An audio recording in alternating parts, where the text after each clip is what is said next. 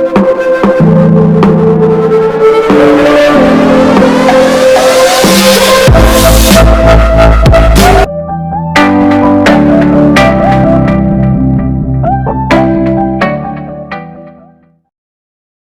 podcast, jumpa lagi di acara Teras Podcast Balitbang Channel, sebuah channel yang membahas berbagai karya inovasi masyarakat maupun OPD di pemerintah daerah Kabupaten Buleleng. Nah, hari ini luar biasa, saya hadir di Kecamatan Tejekule, tepatnya berada di Gerbang Pura namanya. Itu adalah sebuah ruangan yang membajang hasil produk UKM. Dan ini sebuah inovasi yang dilakukan oleh Camat Tejekule, dan saat ini bersama Camat Tejekule Bapak Gede Suyastio. Om Swastiastu. Om Swastiastu. Pak Gede, selamat pagi, apa kabar?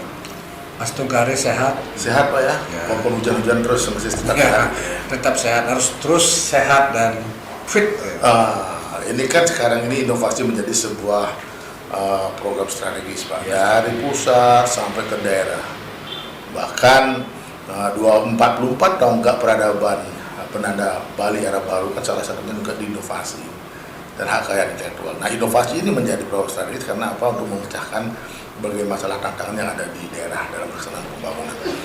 Di Camat Tejekule, Kecamatan Tejekule, saya mendengar banyak inovasi yang dilakukan Pak, baik inovasi masyarakatnya maupun inovasi-inovasi yang lain, termasuk potensi alam yang dimiliki oleh Kecamatan Tejekule.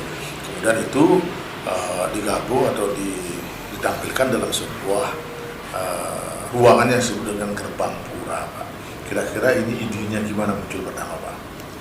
Baik, terima kasih. Jadi sebenarnya ya, kalau kita berbicara inovasi, itu kita tentu akan berbicara tentang sebuah persoalan yang kita hadapi. Ya. Cuman kalau kita amati setelah saya ada di sini di Kecamatan Tejekule, secara spesifik ada 3 persoalan yang mengemuka. Yang pertama, 3 persoalan. Ya, yang pertama adalah belum adanya kesamaan visi di antar desa terkait dengan dalam rangka untuk mengemas dan meningkatkan potensi-potensi yang mereka miliki. Yang kedua, masih bersifat move independently, artinya bergerak sendiri-sendiri. Dan yang terakhir, para pelaku UMKM dan masyarakat juga termasuk pelaku usaha lainnya masih bersifat berjuang sendiri-sendiri. Iya, artinya inovasi yang muncul di masyarakat itu masih dia dikelola sendiri-sendiri, tidak terpadu, artinya berjalan sendiri-sendiri gitu Pak. Ya. Tapi ini kan sebuah masalah yang harus dihadapi oleh Pak Camat. Bagaimana caranya mengintegrasikan itu nanti? Ya, makanya kami berpikir dari persoalan yang kita hadapi itu, kita bagaimana mencoba merangkul mereka semua, sehingga apa yang mereka kerjakan, apa yang mereka miliki, dan apa yang mereka kembangkan selama ini, yang pertama adalah bisa bernilai secara ekonomi, yang kedua bisa bernilai secara kebudayaan, dan juga sebagai bentuk edukasi kepada masyarakat lainnya. Dengan demikian, dulunya produk, anggaplah sebuah produk itu hanya tampilannya sebegitu ya. Setelah kita pajang, tentu kita akan memberikan sentuhan-sentuhan agar produk itu layak untuk kita pajang, layak untuk kita jual, dan lain sebagainya. Dan kalau tidak segera kita lakukan, maka sudah barang tentu apa yang dihasilkan oleh masyarakat hanya sekedar di tingkat lokal. Sampai di tingkat lokal, masyarakat hanya mempromosikan produk yang dia sendiri miliki, tanpa menyentuh produk-produk masyarakat yang lain. Maka dari itu kita bangun Gerbang Pura ini, yaitu panjangan dari gerakan bangun potensi usaha rakyat, ya sudah barang tentu bagaimana kita menggerakkan semua stakeholder secara bersamaan dalam mereka mengemas produk yang atau potensi yang mereka miliki. Iya, Gerbang Pura namanya. Ya. Tapi kalau lihat Pak, memang Kecamatan Tejekule menjadi sorotan dari pusat bahkan dari provinsi. Banyak sekali potensi-potensi yang ada di masyarakat, produk masyarakat dan alamnya Pak. Mungkin saya sampaikan Pak hal-hal yang spesial, yang kearifan lokal di Kecamatan Tejekule ini. Ketika kita berbicara kearifan lokal, potensi dan lain sebagainya, kita sebenarnya sudah rencanakan dalam 3 program. Yang pertama adalah apa yang kami namakan One Village One Product. Jadi masing-masing desa itu agar memiliki produk spesifik. Bahkan kalau kita lihat ya, dari desa Pacung paling barat sampai ke desa Tebet paling timur, satu desa bisa lebih 2-3 produk yang mereka unggulkan. Itu one village one product. Yang kedua adalah bagaimana kita mengemas produk itu menjadi sebuah inovasi. Maka dikembangkanlah program One Village One Inovasi. One Village One Ya, Inovasi. jadi produk-produk yang mereka miliki kita kemas agar memiliki nilai jual yang lebih dan memiliki kekhasan yang tersendiri. Dan yang ketiga adalah bagaimana kita mengemas apa yang menjadi produk, apa yang menjadi rumah proses, apa yang menjadi kawasan di sebuah tempat itu bisa menjadi one village one destinasi. Jadi kata kunci di sini adalah ketiga program tersebut kita tidak hanya kumuh berbasis bagaimana mengembangkan inovasi untuk tujuan barang atau produk, tetapi kita akan lebih mengembangkan juga tujuan barang itu dalam bentuk jasa. Ketika mereka sudah tergerak untuk hal itu, saya kira situasi seperti saat ini ketika pariwisata kemarin terpuruk, mereka tidak akan terpengaruh, tetap saja berproduksi. Tetapi ketika saat ini pariwisata sudah mulai dibuka, mereka akan mendapatkan dua sisi, produk sekaligus jasa yang mereka bisa jual dalam tanda kutip kepada para wisatawan. Contoh tempat ini saja tidak kurang dari 17 negara dari para wisatawan yang sudah berkunjung ke tempat ini. Nah, itu sudah jalan, Pak. One village, one product, one village, one brand, one village, one destination. Sudah jalan, Pak? Saya kira itu sudah sangat jalan ya, dan hampir semua tampilan yang kita pajang di sini adalah semua produk-produk dari masing-masing desa.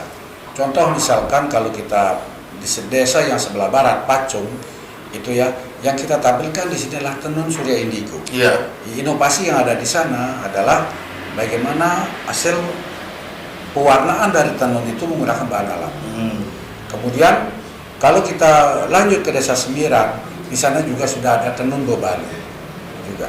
Kemudian lanjut ke desa Madenan, bahkan kemarin di Madenan sendiri kita sempat undang BRIN ya untuk segera bisa mendaftarkan paritas 3 produk pertanian, yaitu Duren Kiraja, Duren Kimantun, dan Alpukat Jilpo. Dan itu sudah direspon oleh BRIN sendiri. Kemudian kalau lihat ke desa Bonalem ya, di sana juga ada beberapa produk unggulan seperti pindang dan dodol.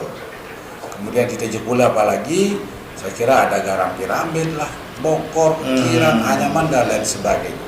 Di Julas juga demikian, ada pusat pembibitan, kemudian ada pusat pembuatan anyaman dan lain sebagainya. Di Les ada garam tradisionalnya, kemudian di Penutukan juga ada empingnya, di Samirenteng ada ingkenya, dan di tembok juga ada olahan dari mente. Pak Camat, dengan adanya gerbang pura ini kan memajang berbagai hasil karya produk semuanya, Pak ya. Nah, gerbang pura ini tujuannya tadi Pak Camat menyampaikan bahwa untuk mengantisipasi jangan sampai produk itu berjalan sendiri-sendiri kan, Pak. Bagaimana efektif pada gerbang pura ini yang sudah berjalan, Pak? Nah, kalau kita berbicara bagaimana gerbang pura, sebenarnya gerbang pura ini sudah punya asosiasi, namanya Asosiasi Gerbang Pura. Itu yang menjadi pengurus, menjadi penggerak usaha, termasuk penggerak promosinya adalah dari mereka sendiri, dari pelaku-pelaku sendiri. Kita di kecamatan hanya memfasilitasi, bahkan saat ini pun kita sudah punya aplikasi yang namanya OSI, One System Integration Gerbang Pura. Jadi ketika nanti kita pakai barcode ya, walaupun ini belum sempurna betul karena belum semua potensi kita sudah langsung muncul di sana. Termasuk apa ada di desa Les, budayanya apa, kemudian produknya apa dan lain sebagainya. Dan lanjut kepada yang saya sampaikan tadi ya, dari apa yang saya sampaikan terkait dengan program itu, bahkan saat ini pun kita sudah menyiapkan 18 titik destinasi wisata dari usaha-usaha yang dilakukan oleh masyarakat kita. Contoh misalkan kalau di barat, Pacung, itu ada wisata Tirta, Pura Konjobat. Kemudian ada wisata tenun surya indigo. Ini juga sudah. Kemudian di Sembiran juga ada rumah tua, kemudian juga ada kerajinan tenun. Kemudian kalau di Bonalem ada tempat diving yang sangat bagus. Kemudian di Madenan ada Pondok Kiraja. Tejepula sendiri ada garam, ada wayang uwong, kemudian ada terumbu karangnya juga bagus. Les ada air terjun, kemudian ada terumbu karang, Penutukan ada Angel Canyon, Samirenteng juga ada, terumbu karang yang bagus, dan rencana sih kita mau mengembangkan wisata kijang ada di sana. Iya. Dan di Temo juga ada namanya Munduk Jarak. Jadi itu kita kemas menjadi sebuah sebuah produk ya, sebuah produk baik berbasis rumah proses masyarakat termasuk juga berbasis destinasi atau tempat. Jadi luar biasa banyak sekali potensi produk masyarakat, UMKM-nya, bahkan juga dari kearifan lokal Pak ya. Tetapi untuk kepastian hukum dan perlindungan ini kan mereka harus didapatkan ke haki Pak, hak kekayaan intelektual. Nah, dari pusat ke Menkumham memang tahun ini adalah tahun merek Pak. Semua kearifan lokal, semua produk-produk harus didapatkan ke hak kekayaan intelektual untuk melakukan perlindungan dan peningkatan ekonomi masyarakat UMKM itu Pak. Nah, bagaimana upaya ini dari Camat? Jadi memang betul apa yang disampaikan ya. Jadi kita berharap apa yang telah menjadi aktivitas masyarakat, kearifan lokalnya dan lain sebagainya itu perlu mendapat perlindungan. Jadi walaupun kalau di kita ya hari ini kita wayang wong sudah masuk menjadi warisan budaya dunia. Iya. Hari ini kita rencanakan garam sama arak ya. Arak. Terus kemudian yang kemarin sudah saya sampaikan tadi, kita juga sudah mulai akan mendaftarkan 3 prioritas buah yang ada di wilayah Kecamatan Tejakula. Bahkan masih banyak lagi ke depan. Ada amplem sari juga di Tejakula, kemudian ada cerorot lagi, ada jajanan-jajanan lain termasuk kuliner-kuliner seperti mengguh, blok dan lain sebagainya banyak lah. Dan itu semua memang membutuhkan sebuah mekanisme dan kerjasama semua stakeholder. Tidak hanya pemerintah tetapi juga swasta dan masyarakat harus bisa saling bersinergi. Nah, sinergi yang sekarang ada Balitbank yang sebenarnya belum jadi Brida kan, ini adalah lembaga yang memfasilitasi hak kekayaan intelektual itu Pak. Mungkin nanti kerjasamanya bisa dengan Balitbank, Innovda yang sebenarnya jadi Brida. Nah Pak, tahun ini adalah tahun merek Pak, tahun merek kolektif Pak ya. Bahkan kunjungan hari ini juga berkaitan dengan Brida untuk melihat bagaimana kelanjutan pengurusan sertifikasi garam Tejakula dan juga masalah arak. Ini akan didaftarkan dalam hak kekayaan intelektual indikasi geografinya. Kalau Tejakula, garam Tejakula kan sudah Pak, tinggal menunggu hasil turun SK-nya saja. Nah, ada beberapa produk yang harus didaftarkan, terutama merek kolektif Pak. Merek kolektif itu adalah satu produk bisa digunakan oleh banyak orang di desanya itu dengan produk merek yang sama oleh semuanya Pak. Ini yang akan menjadi target tahun ini untuk Kemenkumham Pak. Produk unggulan di Tejakula Pak. Makanya saya sudah bilang tadi ya, yang namanya kekayaan indikasi geografis menurut saya itu boleh dikata itu sudah menjadi budaya, jadi kebiasaan masyarakat pelakunya. Entah siapa penemunya kita juga tidak tahu. Iya, betul. Jadi saya kira semua orang yang ada di desa itu atau di wilayah itu bisa menggunakan. Makanya saya strength dengan istilah one village one product. One village one product. Makanya ketika berbicara cerorot itu mestinya haknya ada di Paco. Iya betul. Karena dia sendiri yang memang pelaku langsung dari dulu. Itu memang khas makanan khas makanan dari desa Paco. Tapi bumbu mengguh itu kan kalau mengguh itu Tejakula. Ada Tejakula ya. Itu yang punya khasnya.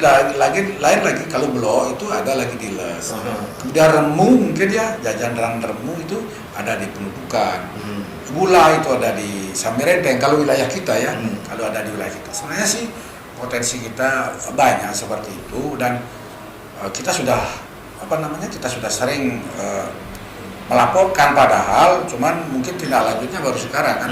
Ada kegiatan semacam ini, dan ini kita berharap tentu ke depan tidak hanya masalah terkaitan dengan masalah indikasi geografis yang sudah dilakukan di masyarakat, tetapi ada hak-hak personal yang mungkin perlu juga diberikan pendaftaran.